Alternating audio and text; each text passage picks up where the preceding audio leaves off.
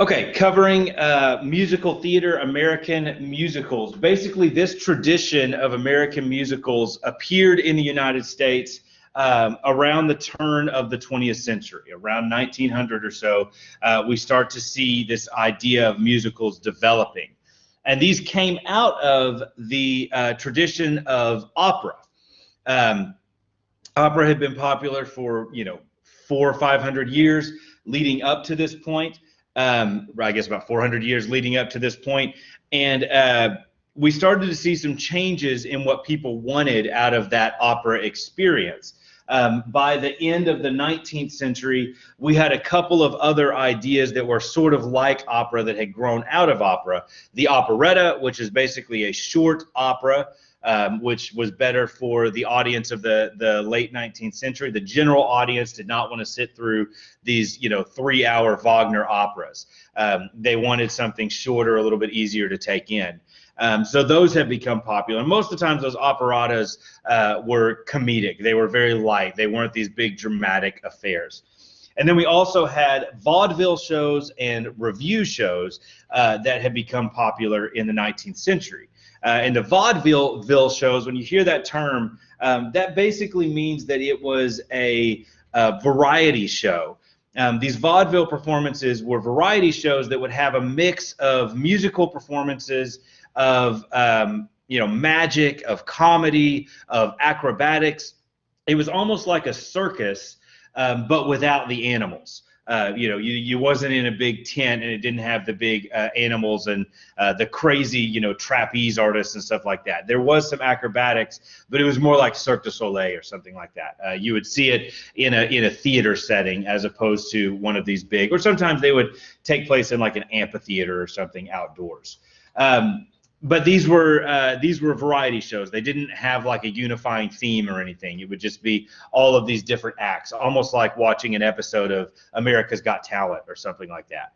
And then you would have the revue, which was similar to the variety show or the vaudeville show, except there was an overarching theme to it. All of the songs were about something. They were telling a story of some kind, whether it was like, a Christmas story or, something about the 4th of July or something like that. They would tell a story of some kind through these different musical performances. But it wasn't a full-blown play just yet. But out of that grows this idea of the musical, which is like an opera. It's very similar to opera, except there's a lot more spoken dialogue. We talked about in an opera, you have everything is sung. You very rarely have any spoken dialogue in an opera. And if you do, it's very short. All of the major plot points are brought to you through the music, through singing. In a musical, especially early on, it was primarily spoken dialogue. It was a play with songs interjecting. So you would have, the plot would be pushed forward by the acting, by the spoken dialogue, and then they would sing a song about whatever just happened, or they would sing a song to, kind of push the theme a little bit further there. And that was where American musicals originally started. These became very popular in New York City, specifically in their theater district, which is all around Broadway, which is a big, busy street in New York. And on Broadway, we had all of these different theaters pop up. And today, when you go to Broadway, it's just nothing but theaters. You're completely surrounded by all of the most popular shows, musicals, and plays in America on Broadway. And then even in the streets on the either side of Broadway, we call those off-Broadway theaters. So it all kind of is centered around Broadway, hence the term the Broadway musical, as we normally call it. Now, that's not to say that there's not other places where these theaters exist. Of course, every major city has a theater district. New York, LA, San Francisco, they all have these great theater districts. London has its own kind of brand of theater districts as well. In fact, there are some major shows that premiere in London and then after a year or so come to Broadway after being popular in London for a while. But pretty much all of the most popular shows are going to be shown in a theater on Broadway. And then for a little while at least, and then they'll close the Broadway show and they'll take it out on tour. And then there are some of those few very, very popular shows that remain on Broadway, and then they also open in Chicago and San Francisco and, you know, all these places and have standing performances there, while also having a touring show of the same show. Hamilton is one of those. You know, you can see it in Chicago and San Francisco and LA, or you can also see the traveling show in some of the other cities. You know, it came through Memphis last year. It's coming through Memphis again this year. And some of the smaller shows we even get in Little Rock. You can go to the Robinson Theater. Some of you may have gone to see Wicked last year. I usually have a few students that have seen that. You know, the Phantom of the Opera came a few years ago, and we tend to get some. And then, of course, there's even smaller shows that'll come to UCA, which is pretty cool. I like to keep an eye on the UCA calendar. I believe that the Carole King musical came through last year, which is a really great show. And there's something coming this year, at least in 2021, that I was excited about. I can't remember what it is now. So these are around, they're designed for stage presentation, although by the 30s and 40s, we started to see these become popular on television and in film versions as well. They started popping up. One of the most popular early versions of this, of course, is The Wizard of Oz. We have The Sound of Music. And then in 1961, we had a film version of West Side Story that became hugely popular. And now we even have musicals that are made for film.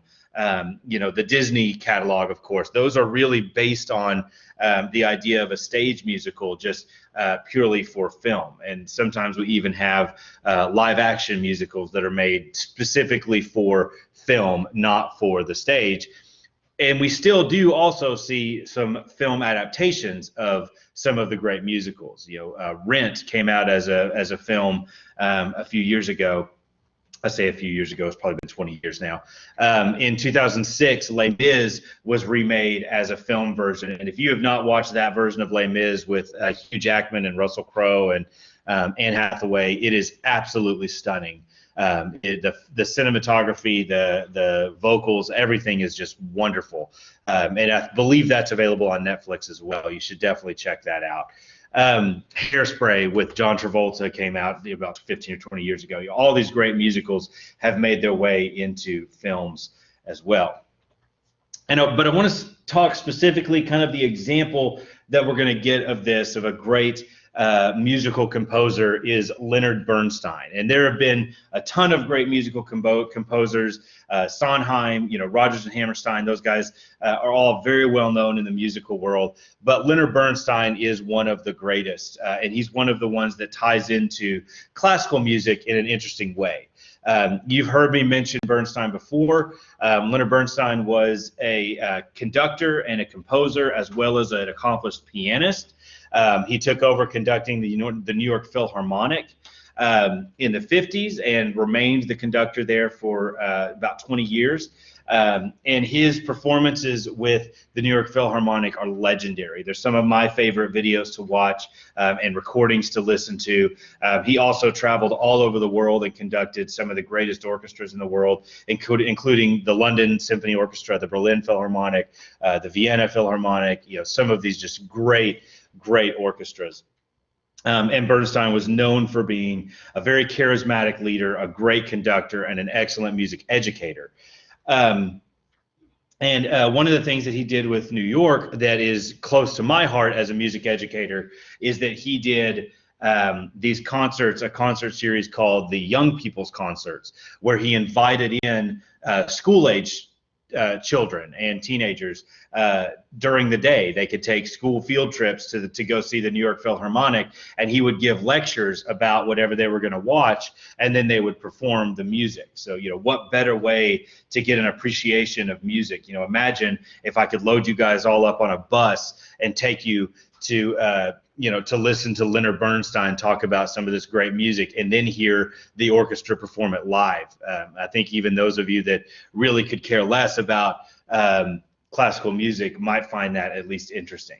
I would love to be able to do that. And Bernstein's lectures are still great. I've tried to watch as many of them as I can find, and they're wonderful. But Bernstein was also known as a composer for bringing in popular music into the classical world. You know, we listen to some of Gershwin's music, and Bernstein's music is very similar to that. He liked to take you know, a combination of his heroes like Stravinsky and Copland, and blend that in with jazz and elements of the blues and even rock and roll to some extent.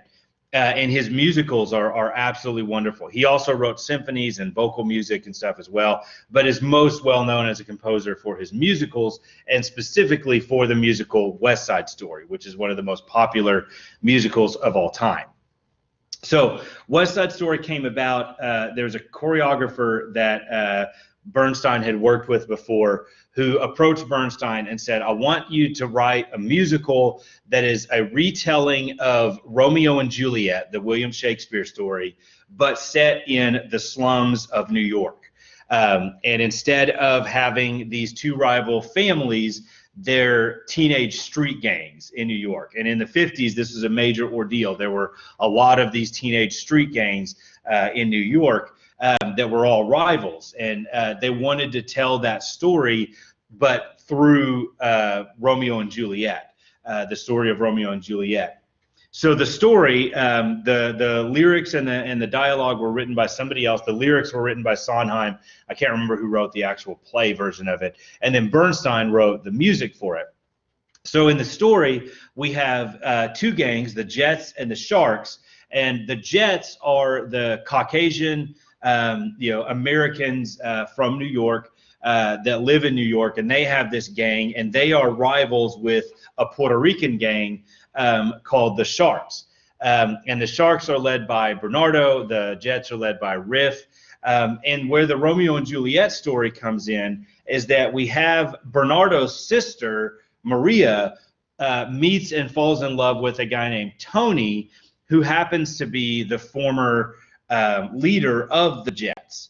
So that sparks this huge issue, this big rivalry again flares up, and we see this tension building through the entire play that's going to lead to this big giant gang fight at the end of the musical.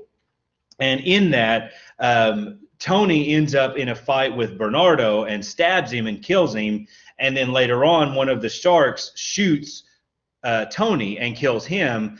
And Maria's left there with both her brother and this guy that she had fallen in love with, all as the results of this gang violence. So very Romeo and Juliet in nature. We're going to listen to two songs from this play. The first one is called America, and it is it's a song that's sung by the Puerto Ricans. So it's got a lot of the dance, the Latin dance flair to it. And a big part of the song is the ballet, is the dance. So West Side Story is not just about great songs and the great acting, it's also about the choreography. You have these elements of ballet brought into this musical. So in this, we have the Puerto Rican women who are talking about how much they want to stay in America and in New York, and the Puerto Rican men who are talking about how you know, they're mistreated in New York and they want to just go back to Puerto Rico. So they kind of have this argument through this song and this wonderful, wonderful dance sequence. So this is from the 1961 film version of the song of West Side Story that was hugely popular. It won an Oscar. You can watch it now on like 4K. You know, it's really, really well done. It's a great film version. It's a little old, you know, it's from the 60s, so it's the style is a little bit cheesy by our standards. But the music is so great and the choreography is wonderful. And they really did a good job of adapting this musical to film. So here is America from West Side Story.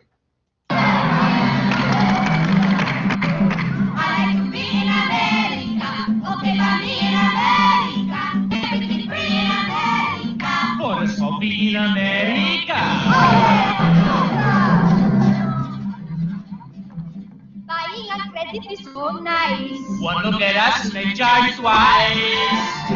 I have my own washing machine. What will you have to keep clean? Skyscrapers bloom in America. Cadillacs bloom in America. Industry boom in America. Well, in America. Lots of new housing with more space. Lots of Deutschland in our face. I'll get a terrace apartment. Better get rid of your accent.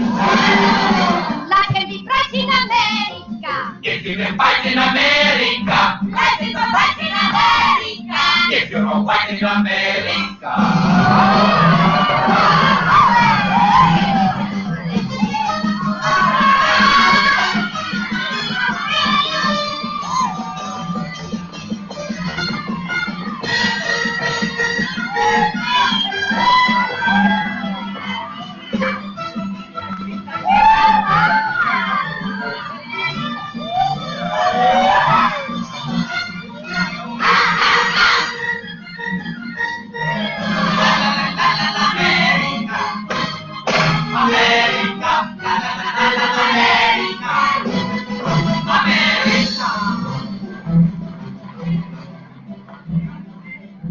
Here you are free and you have pride. Long as you stay on your own side.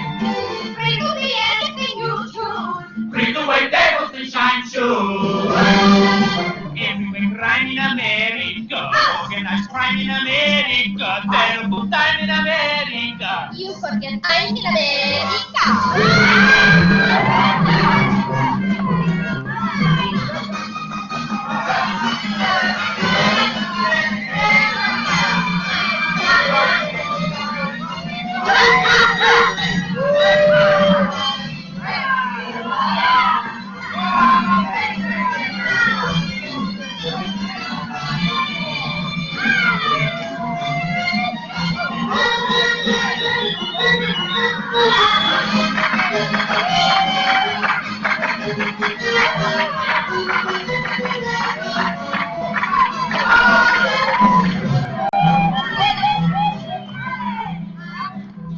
I think I go back to San Juan. I know a boat you can get on. Bye-bye. Everyone there will give big cheer. Everyone there will have moved here.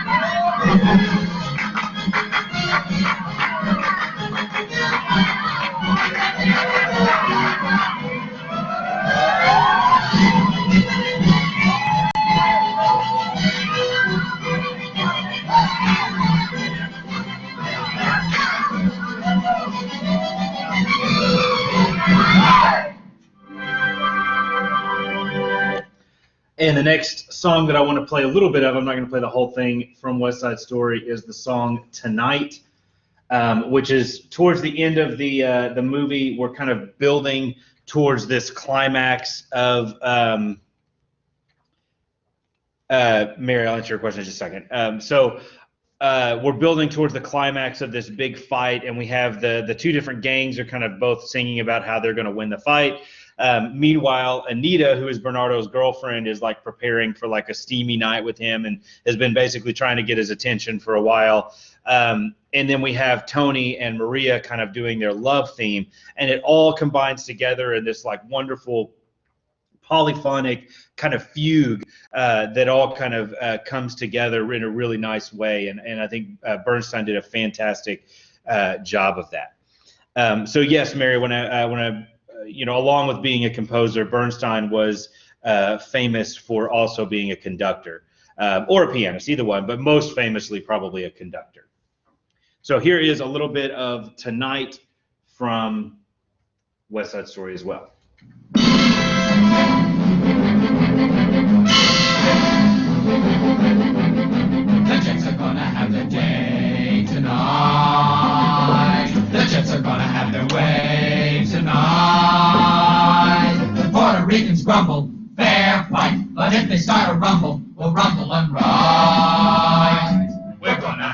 surprise tonight. We're gonna cut them down to size tonight. We say we'll take no rumpus, no drinks, but just in case they jump us, we're ready to mix. Tonight, we're gonna rock it tonight. We're gonna jazz it up and have some ball. They're gonna get it tonight. The more they turn it on, the harder they fall. Well, they began it, and we're the ones to stop them once and for all. Tonight. Anita's gonna get her kicks tonight. We'll have a private little mix tonight. You're walking hot and tired, poor dear. Don't matter if he's tired, as long as he's here. Tonight won't be just any night. Tonight there will be no morning star.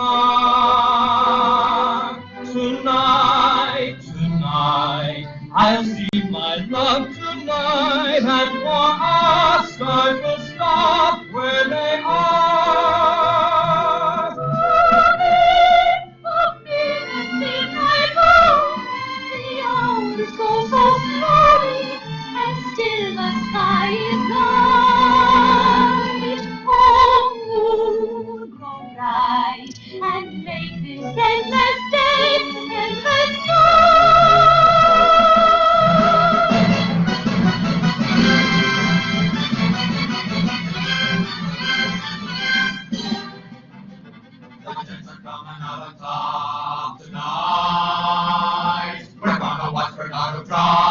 Tonight, that Puerto Rican punk will go down, and when he's all an uncle, we'll tear up the town. We'll be in back of you, boy, right? You're gonna flatten him good, right? Tonight there will be no morning And have some star. all tonight. We're gonna rock it tonight.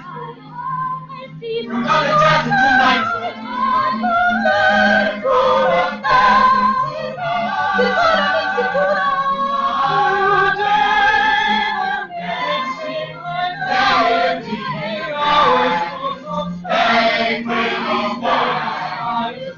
Stop the monkey for all.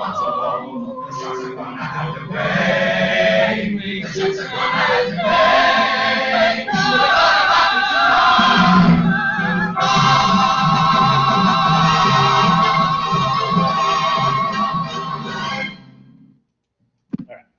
Decided to listen to the whole thing so we could get to the full polyphonic section there.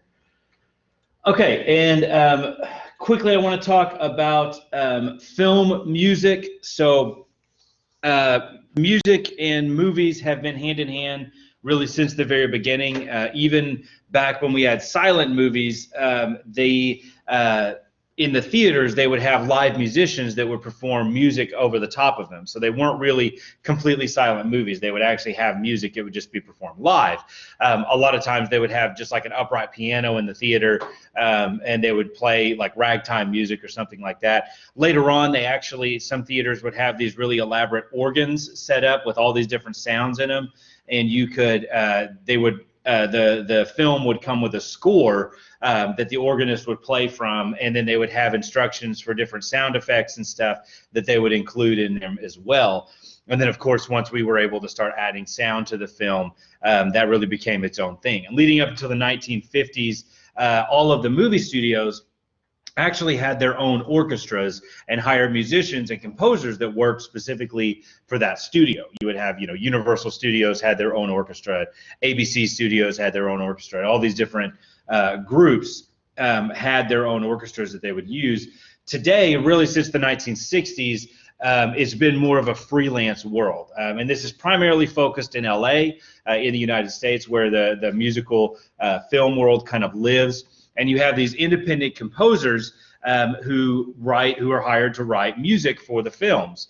And for a long time, film music, really since the 60s and 70s, film music was largely based on classical music, on especially like the late romantic ideas. And we can really thank John Williams for that. His music was very influential in that. And that has lasted, all the way through into the 90s. But what we saw in the 80s was that as synthesizers and electronic music became popular, more and more film composers started using that. One of the first great electronic film scores was from Blade Runner.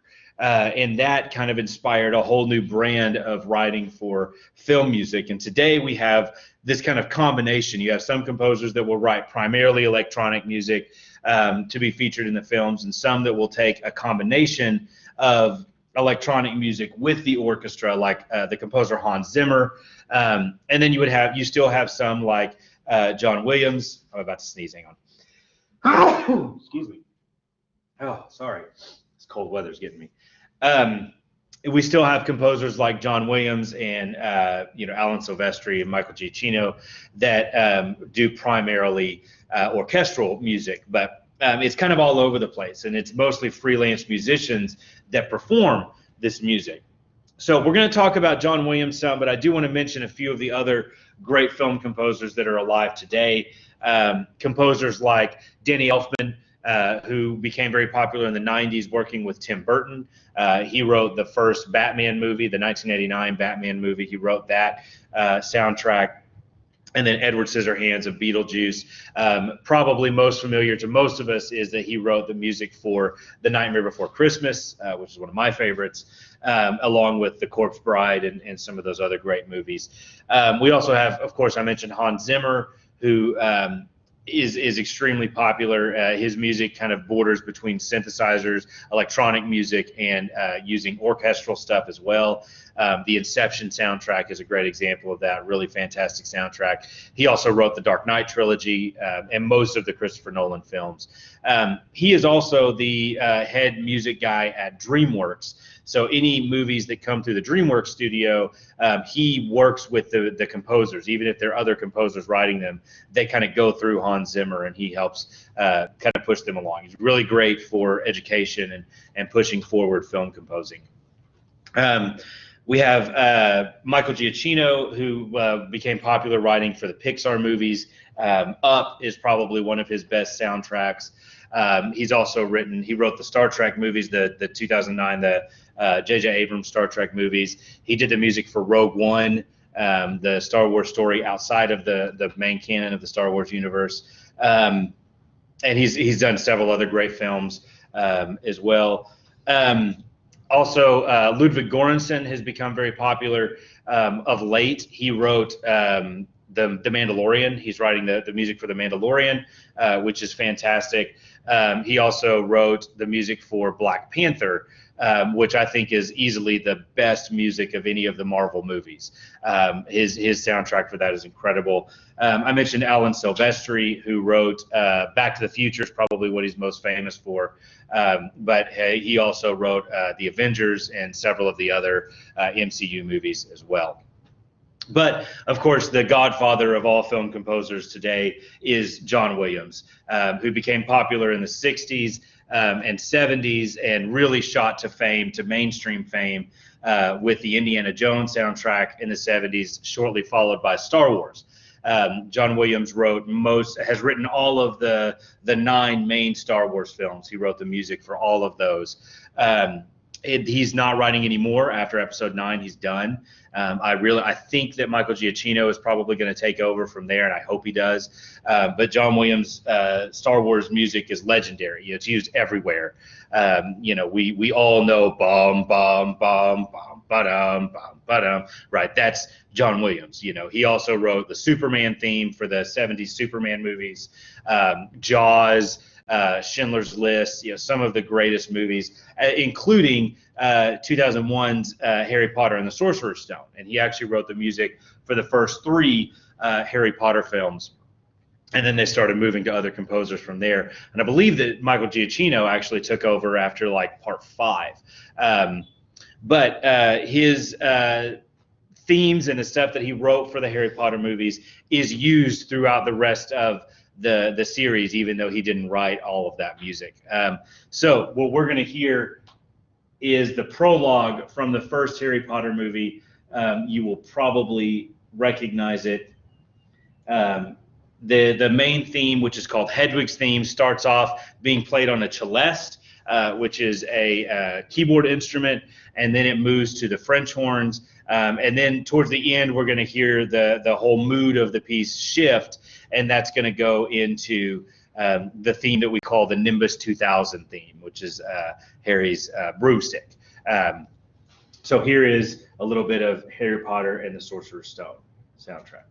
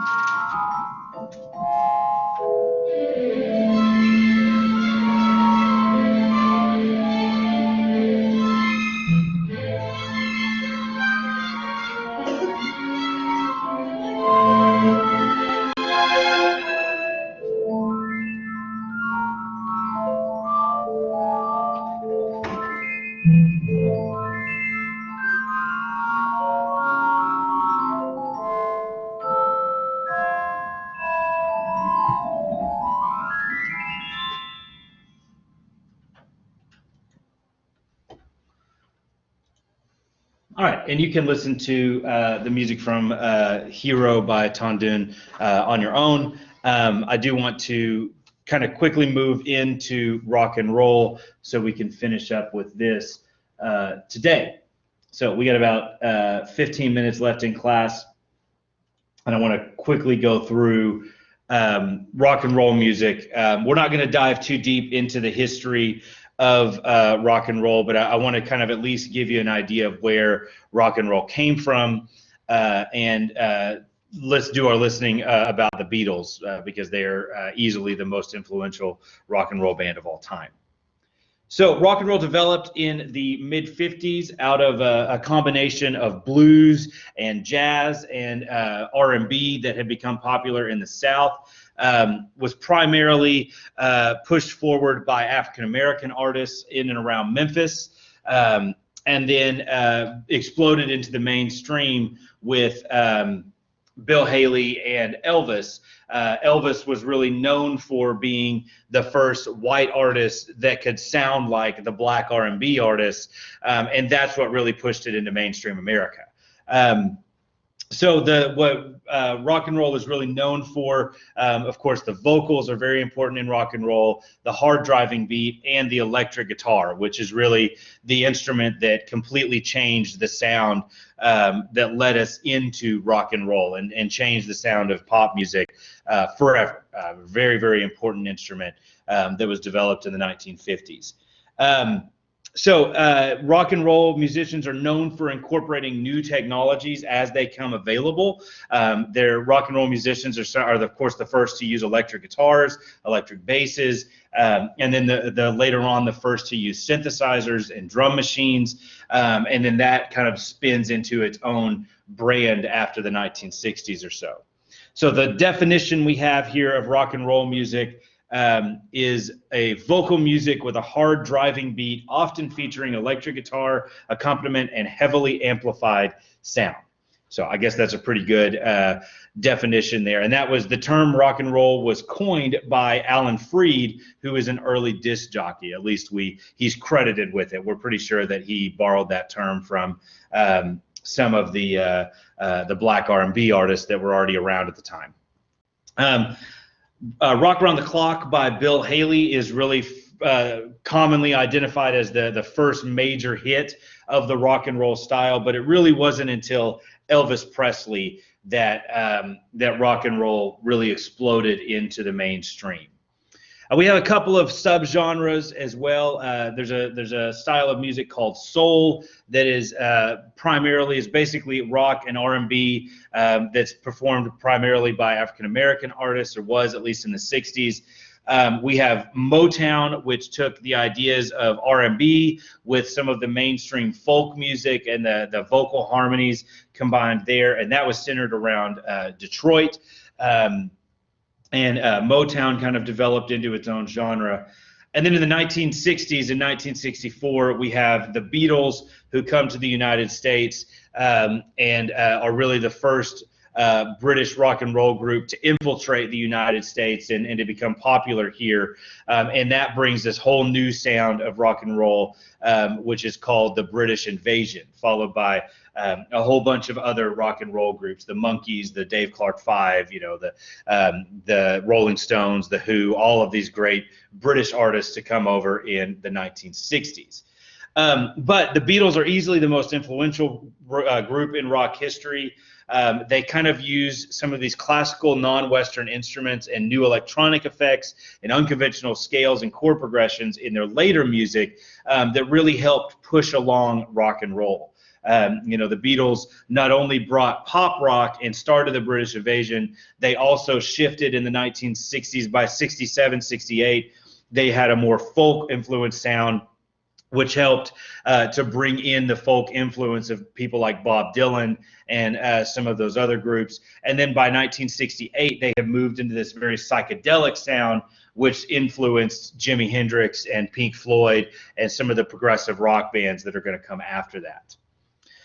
So by the 60s, by the end of the 60s, we had folk rock, jazz rock, acid rock, psychedelic rock, all of these other forms, including a harder version of rock, with people like Pete Townsend and the Who, Jimi Hendrix, who as part of their act would throw their guitars around on stage and break things and kick over amps and stuff, and kind of brought that dangerous side of rock and roll into it.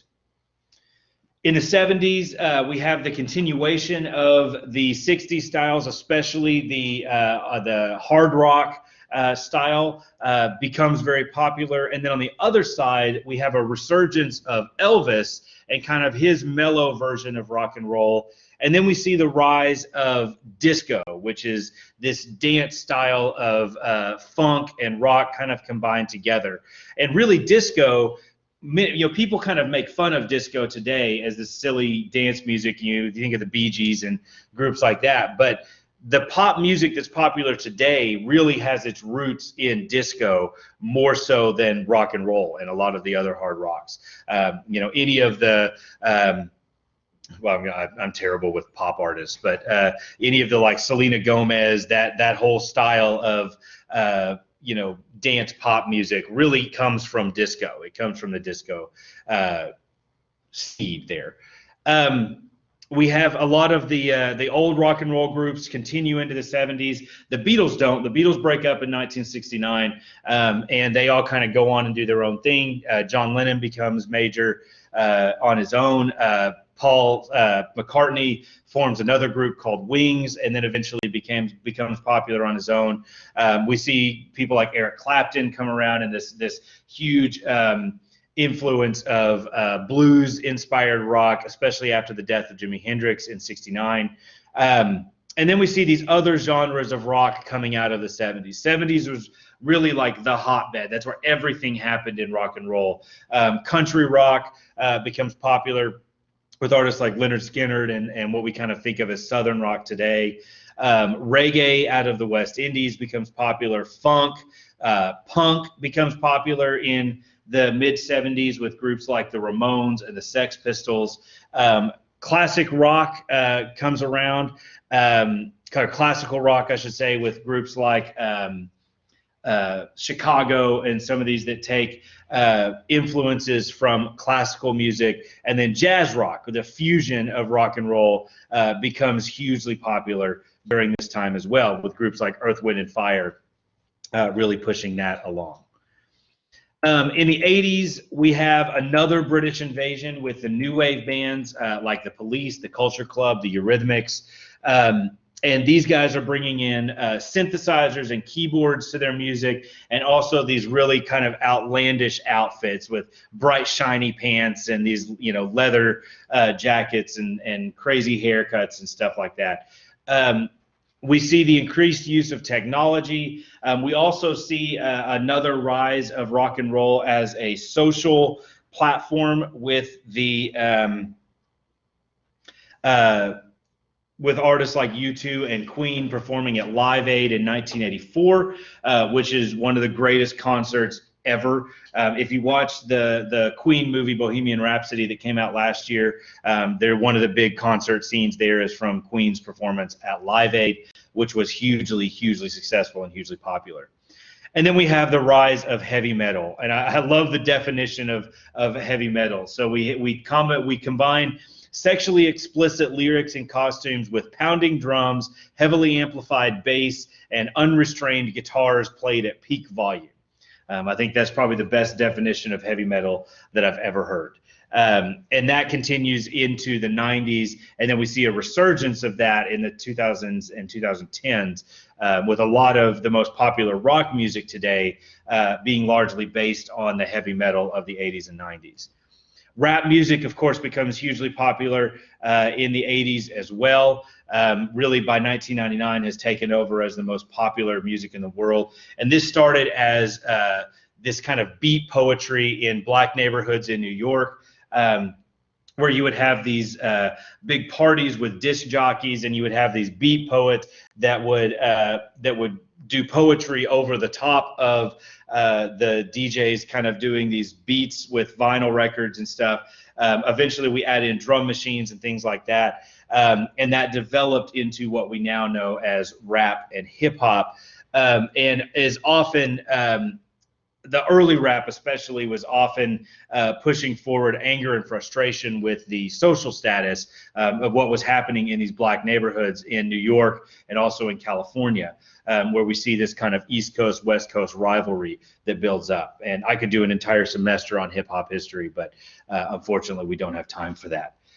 In the 80s and 90s, heavy metal and rap continue to rise in popularity. Rap or heavy metal is mostly reaching the white audiences, and rap is really taking over all of the audiences by the end of the 1990s, and is moving into the mainstream pop music, and becomes the most influential music in the mainstream is being pushed by black artists, which is huge. That's a huge thing that we don't often think about with mainstream culture. We also see electronic dance music, or EDM, develop in the 90s and 2000s, which again has a big influence on the pop music of today. And in the early 90s, the most influential thing to me in the 90s was the development of grunge and alternative rock, pushed forward by bands like Nirvana and Pearl Jam, and Soundgarden, and all of those great bands, which led to emo music in the late 90s, and has really driven the sound of rock and roll since then.